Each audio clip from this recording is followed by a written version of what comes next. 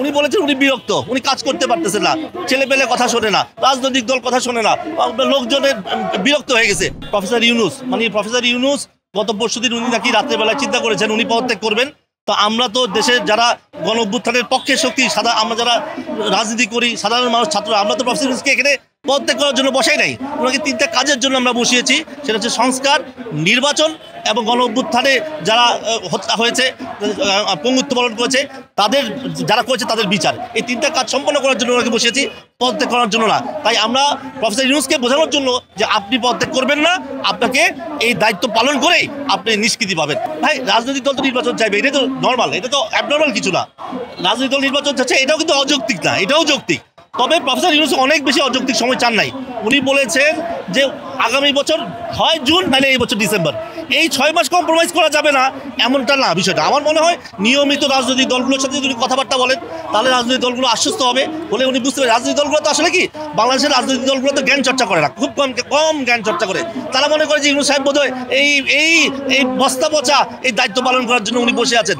উনি বিশ্বজগৎ উনি জয়ী হয়ে এখানে এসছেন, মানে এই পচা জিনিস প্রতিদিন গালি খাওয়ার জন্য না।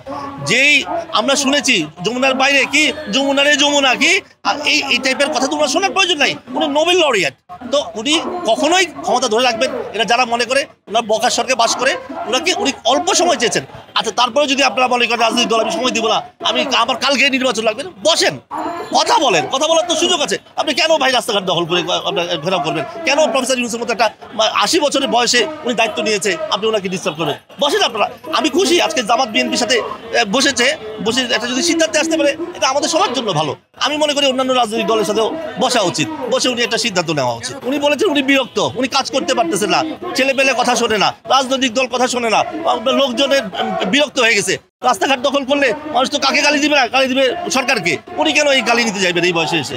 উনি পৃথিবী জয় করে এসে এটার জন্য উনি চেয়েছেন। তবে উনি এখন আর বোধহয় মনে হবেন না, পদত্যাগ করবেন না, কারণ উনি শাসিয়ে দিচ্ছে, কিন্তু বলছে তোমরা কিন্তু সংযত হও।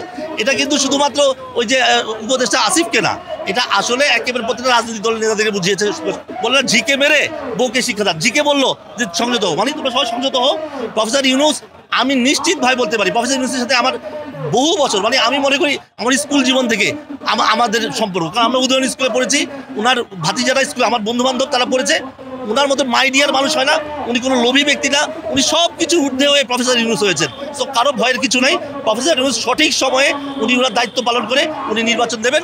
নির্বাচনে যেই ক্ষমতায় আসুক না, ধরে নিলাম বিএনপি ক্ষমতায় আসবে, আর বিএনপি ক্ষমতায় আসলে তো কোনো সমস্যা নেই, বিএনপি তো গণ অভ্যুত্থানের বিরুদ্ধে শক্তি না, বিএনপি তো গত 16 বছর সংগ্রাম করেছে।